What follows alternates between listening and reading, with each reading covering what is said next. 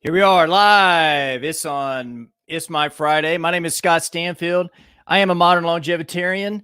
And I just want to say thank you for being here today. It's Veterans Day, and my dad was in Vietnam, and my grandfather was in World War II. So I just want to say thank you to all the vets that are out there. And my cousin-in-law Tim was in the Army for a number of years, and my my niece that Kaylee was in the military as well. So, gosh, so much connection there. And my friend Tim Glowacki was in the Navy as well. And just a couple weeks ago, we had Captain David Marquet from the book Over My Shoulder, my right shoulder here, Turn the Ship Around, was on the show. So thank you for all those vets that have served.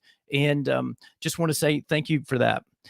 Wow, I'm so happy to be part of the Spirituality Gone Wild Network, and this is Wednesday, Biohack Whack Wednesday, where I'm going to go over where typically the experiments I've done on myself and really kind of break all that down and how I can, help you guys as a guide, really, to have agency over your genetic expression. And wow, my hair's getting long and curly, so I'm sorry about that. It's got out of the cold shower and and here we are. So it is snowing here, so I'm going to do some Wim Hof today. I just need to get out of the house and experience some nature and connect, which is one of the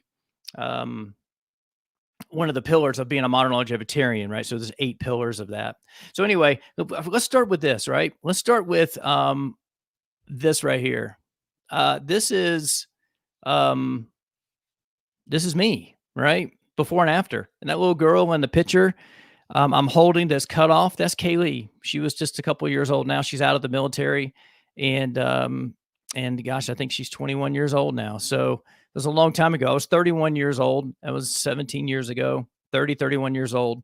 And the picture with me, the after picture is I got my arm around my dad, and it's his 70th birthday. And if you know my story, at age 55, my dad was diagnosed with prostate cancer, had chemo, had surgery, and those things. And that's been a catalyst for me to starting and building what you know now as being a modern longevitarian. So I have been that fat guy more than once in my life. I've also been a fat vegetarian at one point. So almost 9 years ago, in January, it's going to be 9 years that I have been intermittent fasting.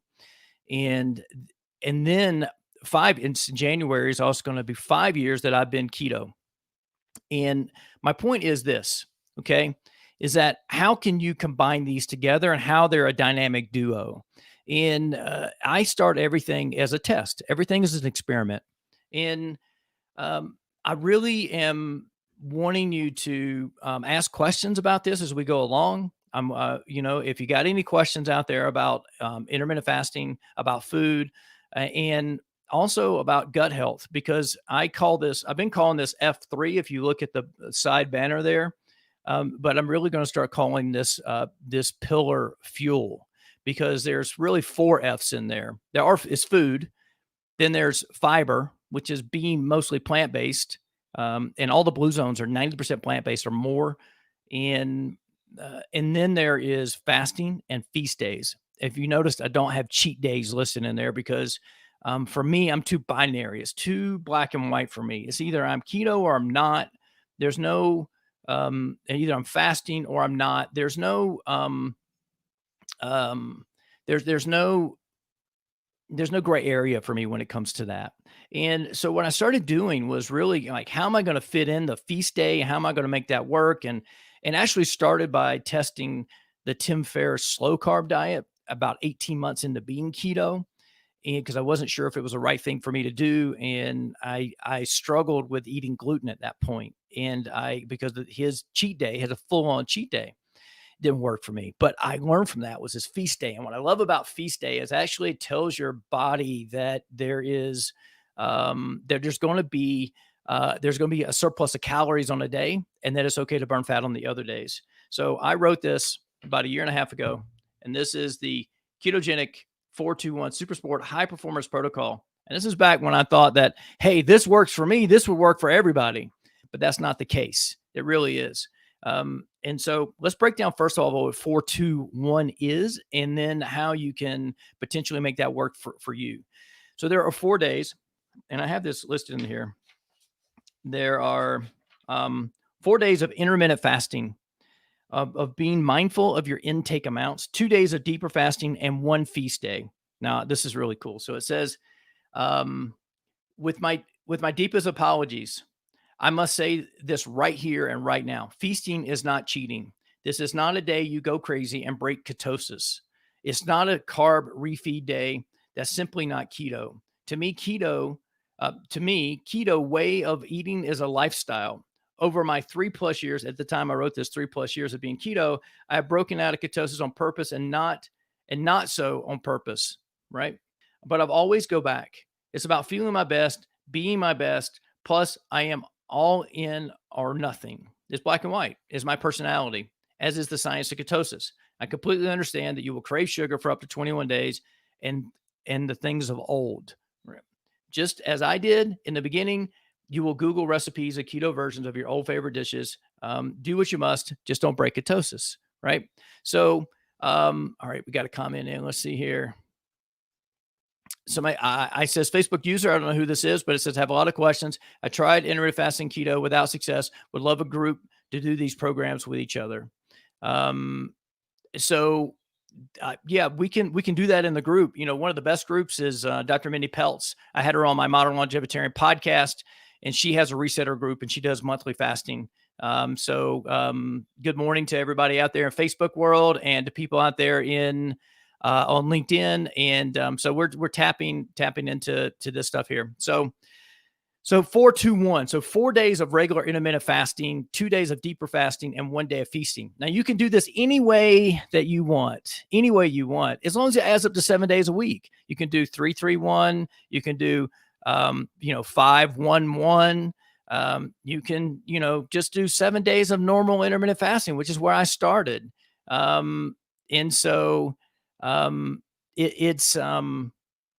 It's really, really flexible, and you have your own way of doing this, right? So what works for me is 4-2-1. And on Friday, I'm having Russ Yeager on. He's a body transformation expert. He's been on my podcast as well. And my rhino. I love rhinos. I wish they weren't falling away in the world. So yeah, be happy. And I have tons of stuffed rhinos around here, and my car is named the Black Rhino, which is a mini and stuff like that. So, and I call them all Alan after the movie Hangover. So anyway, that's where the rhinos come from. And my management style is actually where it originated from, is called the Way of the Rhino. But anyway, let's stay on track with keto and intermittent fasting here. So for me, and so Russ Yeager is going to be on the show on Friday, and he says, and I do the same thing.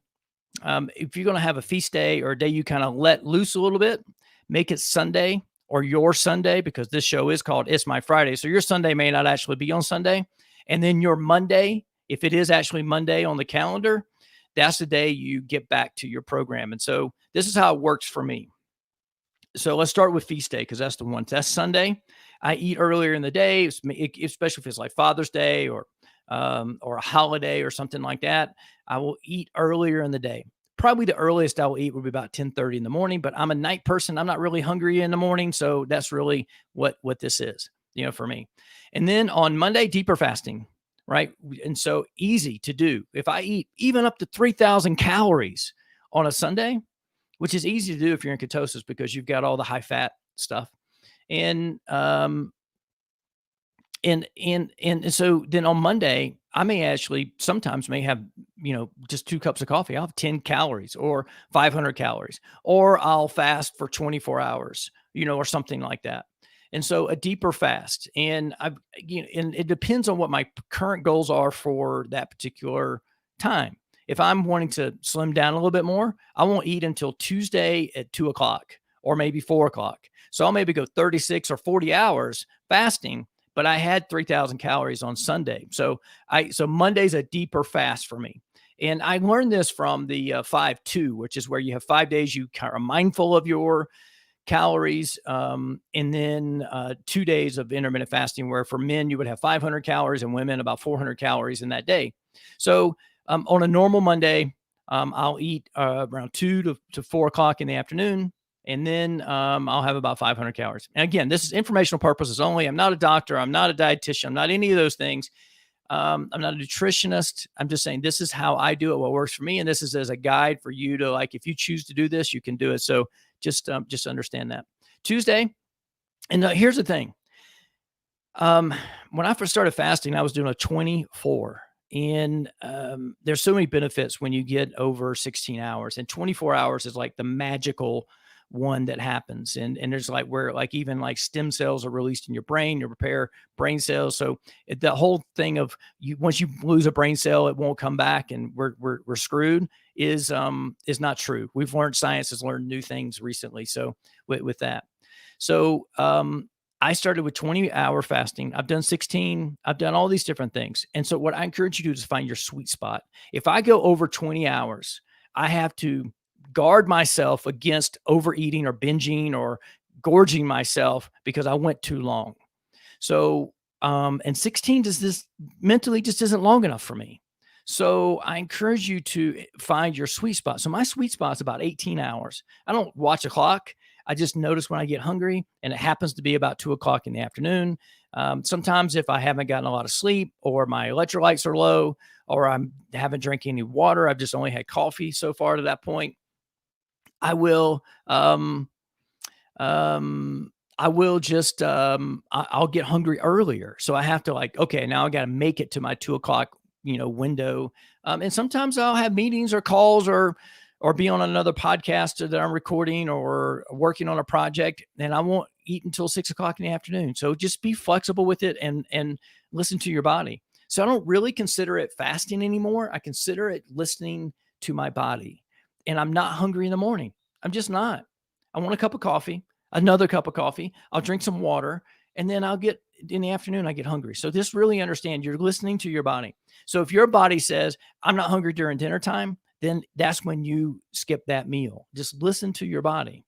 Now, this is about how to combine keto and intermittent fasting. I'm really talking about fasting because that's the cornerstone to how I lost my weight. And I put up a before and after picture earlier. And so again, 9 years of intermittent fasting, for me. So keto came in for me 4 years after I started fasting, and it started and I'd listened in November of that prior about 3 months before I started. That was I'd listened to a podcast, Tim Ferriss interviewing Dr. Dean Anastigo. And it was a 3.5 hour podcast. I listened to it all in one hit on a flight from the East Coast back to Utah. And I laid off some bread for a couple of weeks, and then I went back to normal. Then I stumbled on Tim Ferriss, the Wim Hof method, and an interview with Wim Hof. And I started doing cold exposure, which I still do today. That was 5 years ago. And keto came into play after the Wim Hof method, because I started craving fat. And I knew no matter if I ate organically or biodynamically, sustainably raised, grass-fed, didn't matter, wild caught, that if I was having high carb, high fat, no matter what I was doing, I was going to gain weight. And I didn't want to. I want to be fit. And so I switched to ketogenic diet, and I haven't looked back. I do now play more in a plant-based world. And you can see a couple books over my shoulder. One is Ketotarian by Dr. Will Cole, which is basically a plant-based keto diet, which I can tell you is a little bit more difficult because it's hard to get in the protein that people think we need, right? But we need less protein than what you really think. And then fiber fueled, we're really fueling your microbiome by giving it the prebiotics that it needs. So there's prebiotics, there are microbiotics, and then there's postbiotics. If you read Dr. Will B's book and really understand about fiber, and that's really important because our health really starts in our gut. And also, most people don't realize is that our gut lining, which is the size of a tennis court, you just take a hair, split it in half, so one cell thick, the size of a tennis court, regenerates every 3 days. And so what happens is that even if you're a vegan, you're processing that protein from your gut lining every 3 days. So you're getting more protein than what you intake. And so Dr. Victor Longo, which is a longevity diet, Dr. Gundry talk about, having lower protein for our longevity diet, which is around 30, 35 grams a day. So just pay attention to those things. So anyway, I became keto on top of intermittent fasting. And it was like this whole new world open for me. It was like this this dynamic duo, because I was a carb burner. And what happens is your body can only store about 2,000, 2,500 calories in your liver and your muscles and those things when you're a carb burner. And when you run out, your body's like, I need more fuel. I'm hungry. That's where hangry comes from. I trust me, from working breakfast over the years, I've seen people like order pancakes and they're not there in the next 7 minutes and they're really upset, but there's a line out the door and your cooks are struggling to keep up and they're hangry. And as soon as they get some sugar in their system, they're fine. They apologize for being angry and all those type of things. And so what happens is that when you're keto and you're intermittent fasting, your body quickly will start burning your own fat storage. Now, Dr. Jason Fung, who wrote the book, Complete Guide to Fasting, said our bodies are designed for feast and famine, not feast, feast, feast, which is, I think he's referring to the 3 square meals a day. We've been trained as kids that breakfast is the most important meal of the day, which I don't argue about, but just my breakfast comes at 2 o'clock in the afternoon, right? And so that's the most important meal of the day. And so just really understand that I'm not saying that breakfast is not important. I'm not saying that eating food is not important. It's just not as important as we think it is. But when you're in ketosis and you're going to fast, because if you fast long enough, the question came through, can I post a list of the books I'm citing? Yeah, I can do that. I can go back and put those in there. So I'll be happy to do that. But I can't do it right now because this is live and I'm talking, right? Try to keep my train of thought going. By the way, I'm only seeing where it says Facebook user. I don't know if there's a different people and I can't call you by name. So I apologize for that. It just says Facebook user. So, because we're streaming on 8 different channels and 7 of those are on Facebook. So I don't know where you're coming from, whether it's my profile or Spirituality Gone Wild or any of the groups or any of those type of things, but be happy to do that. So what happens is if you fast long enough, you'll get into ketosis. But if you're already in ketosis when you're fasting, your body won't go through this changeover every time, especially in the beginning, because you're not metabolically flexible, which is really the whole goal of this. And staying long-term keto is not beneficial, as well as not super healthy for you. So you need to cycle out, which is one thing I do on this feast day. I will have enough carbohydrates about once every 2 weeks to where I will cycle out of keto and then I will fast and get back into ketosis and get back there, because it's just the cognitive boost, the mood boost, the way I feel, the energy I have, the ability to work out fasted, hike fasted, do all those things are super beneficial for me. And I love them. I really, to be honest with you, I just love the way I feel when I'm in ketosis, whether I'm plant-based or, had meat and things like that. So you want to, if you want to really optimize your diet and your exercise program and your human performance, of how you do, I suggest you at least look at this. And this is because this works for me, but it may not work for you. Right. It doesn't work for my wife. Right. So someone in your household, it may not even work for them. But my point being is that when you fast, you will go into ketosis. Okay. So why not start in ketosis, and then it will be a dynamic duo and help you and benefit your fasting. All right. So we got a comment in from Rachel here. She's like, new to keto since July 1st, lost 35 pounds so far. I also do intermittent fasting. Any advice will be appreciated. Well, yes. So, and you found me on Spirituality Gone Wild, which is, this is my 3rd show I've ever done with Spirituality Gone Wild. And so I can't thank Debbie G and the team and the co-creators enough for, being on here. And, hey, Steve, how you doing? And so any advice would be appreciated. This whole show is advice on ketogenic and intermittent fasting. It really is. And so the big piece of advice I can give you on intermittent fasting is find your sweet spot and understand that what happens is no matter what diet you're on, no matter male, female, as long as you're an earthling and you don't have type 1 diabetes, right? Because that's not my specialty. What happens is if you spike your insulin because you're high stress, lack of sleep, high glycemic food, which is high sugar foods, high carbohydrate foods like pasta, wheats, desserts, those type of things, your insulin's going to spike. Okay. And it's going to send a signal to your body for the next 13 hours that all your body can do is store fat. That's it. Okay.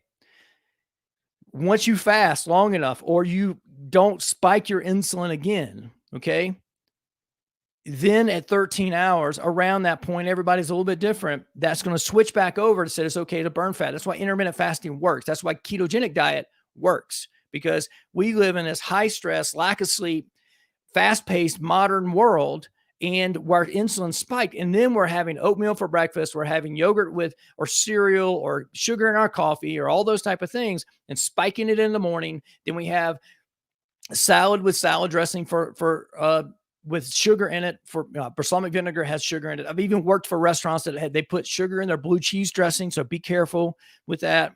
Oil and squeeze a lemon or vinegar on your salad is the best way to go. Just wait if you're going to eat in a restaurant so you can control what's going on your food, right?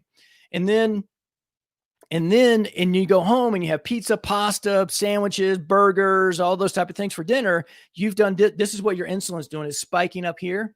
And then you get up and you have breakfast all over again. You don't sleep good enough. You're high stress. You have anxiety. You're not meditating, all those things. So your insulin's always up here and you're always storing fat. You never allow it to switch over where your body said it's okay to burn fat. That's what happens. And with the Wim Hof method, right, it allows you to tap into this thermoneogenesis where you actually have your body has to warm itself up to burn, right? Even Tim Ferriss's book, The 4-Hour Body, has where he took ice baths to help burn extra calories and do those type of things. We're sitting down all day, all those things are happening, right?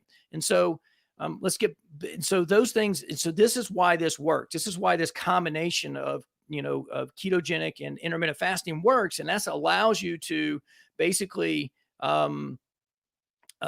to lower your insulin response and allow your body to switch over to do that.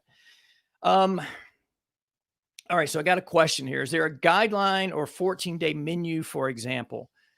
I have resisted giving like, hey, go eat this, right? Because now I do have a guide that says how to get into ketosis, right? How to get into keto. And if you want to DM me or send me a message, I can share that with you. But if you guys have enough interest, I can make it where it's a free download. Just let me know through the comments if you're interested in that. Now, because what happens is this, right? I don't know if you have any intolerances to food or what's in your pantry right now or what your family likes to eat, because there's only about 10 recipes or meals that your family rotates over and over and over and over again. So what the best thing really to do is take what your family normally eats and convert that into something that's, low carb, moderate protein, or lower protein and high fat, high healthy fat.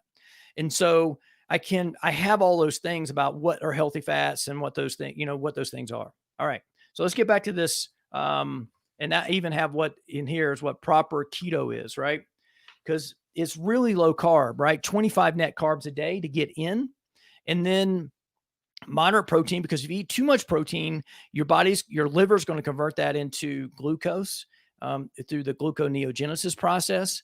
And then you're not going to be in ketosis. And I was eating too much protein in the beginning, and that was happening to me. And I learned that through another book called Keto Clarity, and lower that. And then, and got my protein low. And then I was able to go even deeper ketosis and do that.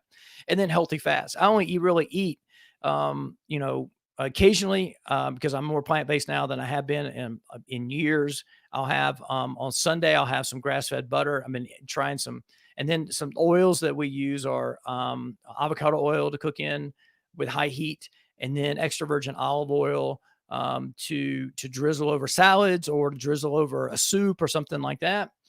But never cooking with extra virgin olive oil. And then, coconut oil, we have that. My kids will cook popcorn in a butter flavored coconut oil.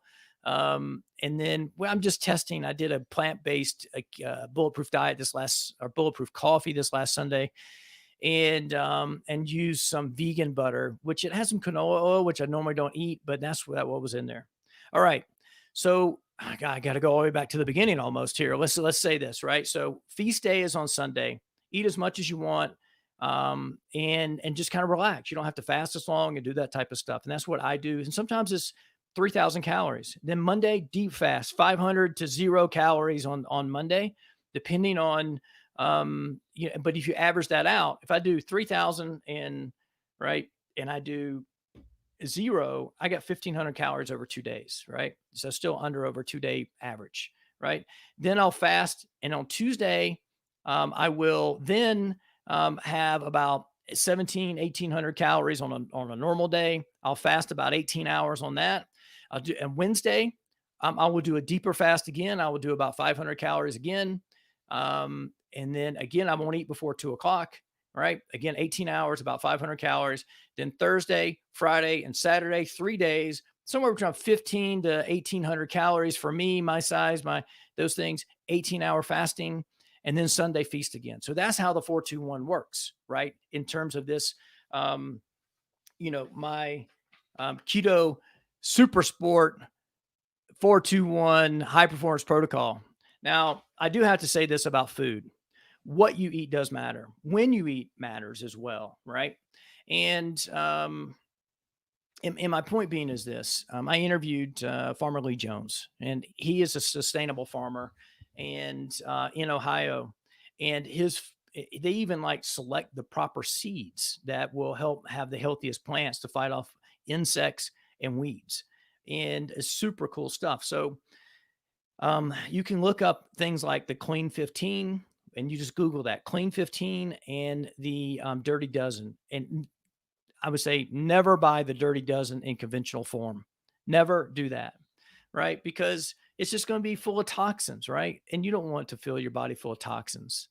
You want to eat clean food, and you want to drink clean beverages, right?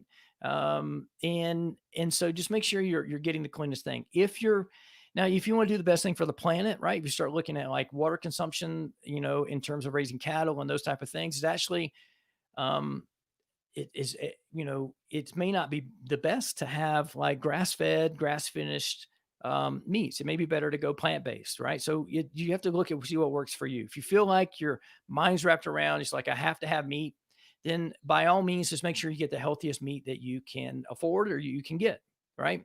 And I know at Whole Foods and at National Grocers they have a grading scale, 1 through 5 at Whole Foods, and whether it was humanely raised and grass finished and all those type of things. And by the way, pork is rarely above a 2. Rarely. You're going to be in the beef and the bison and the chicken range if you want to get above 2. And fish should be wild caught, seafood wild caught, and those things. And so basically, a basic ketogenic diet. Let's just wrap this up because we're at the 30-minute mark right now. The basic ketogenic diet is low carb, moderate protein, and high healthy fat. Okay. That's 25 net carbs. And most people don't know what net carbs are, but you can download an app. The app I use is called Fat Secret, and it will calculate that for you. And that's included in this guide that I put together a while back about how to get into keto, and how to actually program the app to give you those net carbs. But basically, net is you take your gross carbs, so you subtract fiber and sugar, alcohols if it has anything in there. I will also add this: when I started keto 5 years ago, there was nothing in the store that you could buy that said keto on it. You had to buy things that were low carb, you had to buy protein, and you had to buy high healthy fat items. And then you had to combine those in a way to get your macros on point for what you were trying to achieve. If you buy something that says keto on it and it has maltodextrin in it, that is most likely coming from a rice flour or rice, and it's going to spike your insulin. Just Google that and search it. So companies are now coming in and creating products that say keto on them and are doing the opposite of what the whole design of a ketogenic diet is, which is to lower your insulin response, and so your body can burn fat. Now, most people will Now, first of all, ketogenic diet wasn't invented for weight loss, right? It actually was just a natural thing that people in the Arctic Circle they would eat because they didn't grow vegetables, right? So they ate this way, right? And there's even a doctor that went and spent time in this part of the world and studied with them, came back, was in New York, and he said, this diet will work. And nobody believed him. So he said, lock me in this asylum, feed me this amount of food, but I only want to go to Central Park and go run, but you have to take an orderly with me to make sure I'm not eating anything differently. And they predicted that he was actually going to get scurvy because he wasn't eating any vitamin C. And they actually marked the study as a failure because he didn't get scurvy. But they had to send a super fit orderly with him to keep up with him when he went jogging because he was so in such good shape that people couldn't keep up with him. So then what happened, they found is because the ketones passed the blood-brain barrier and this is where the cognitive boost comes from. The blood-brain barrier happens is that children with epilepsy, that their seizures were non-responsive to drugs, they could put them on a ketogenic diet and their seizures would either go down or diminish or go away 100%. So my point being is this, right? There wasn't somebody, a scientist 5 years ago that came up with this, right? And said, this is all for weight loss. So if you're young and you're just stumbling on this and you think is a weight loss diet, it came out of necessity, right? This is a whole different ball game, and it actually goes back hundreds of years, maybe thousands of years, the ketogenic diet, and it's the way our bodies are designed. We are designed to run off two different fuels, right? And it gives you, and it could be you could be a carb burner, or you can be a fat burner, or you can be metabolically flexible and flex between the two. Because my friend Kevin Rails, and he's here in Park City. He was in the fasting documentary. He eats high carb diet, but he fasts. And you can test him, and he's been tested right before he eats because he works out twice a day in a fasted state. First thing when he gets up in the morning, then right before he breaks his fast, he's in ketosis. He's in ketosis, and he eats a high carb diet. So you can do it. And he only fasts for 16 hours. So I'm not saying that you have to do this one particular way. You have to do it my way. You can do it any way that works for you. And I get that you want to know how and what a guide and all those type of things, but it's difficult for me to say you have your own way. You got to start where you are. And you got to do that, and then give you a 14-day guide to do that. This book right here, Fiber Fueled, it has a guide in here, 64 recipes and what you do day one, and a shopping list and all those things. But it doesn't work for me because it's a high carb, fiber fueled diet. It doesn't work. So I looked at it. It was great information, but it's not something that I can put together with that. And also, by the way, a 14-day menu guide, you'd have to repeat that like 3 or 4 times before you actually got in ketosis if you haven't been in ketosis since you were a baby. So keto is not a 6-day challenge. It's not a 4-day challenge. It's not even a 28-day challenge. It took me 6 weeks to get in ketosis the first time.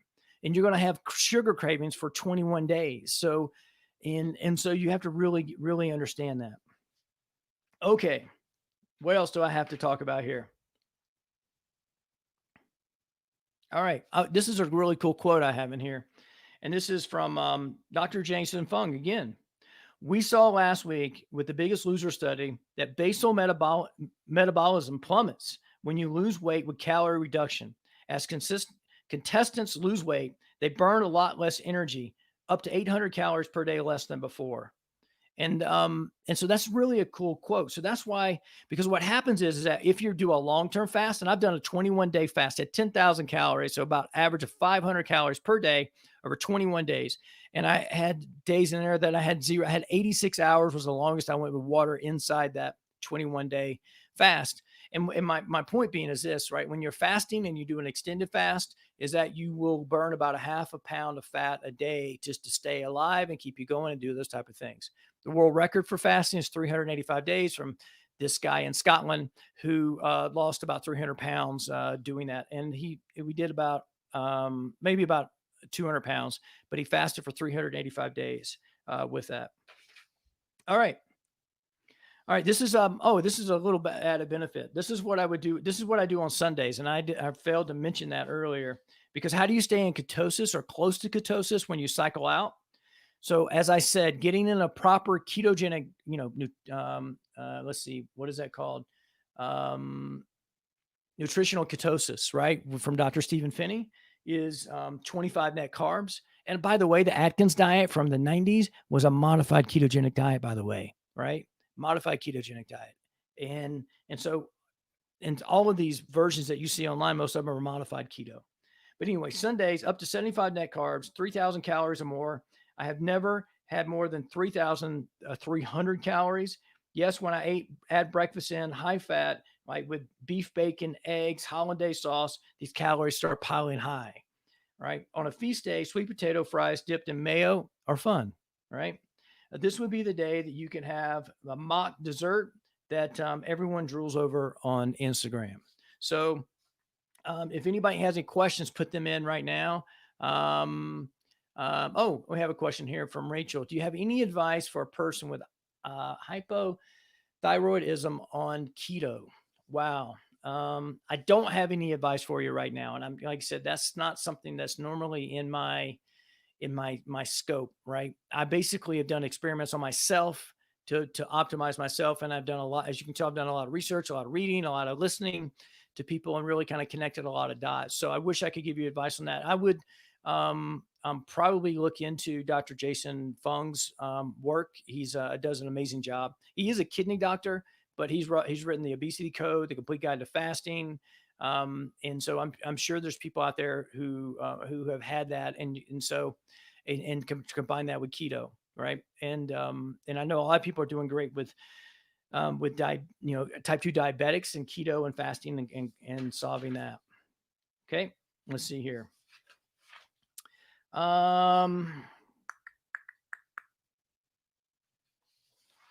That's pretty much it.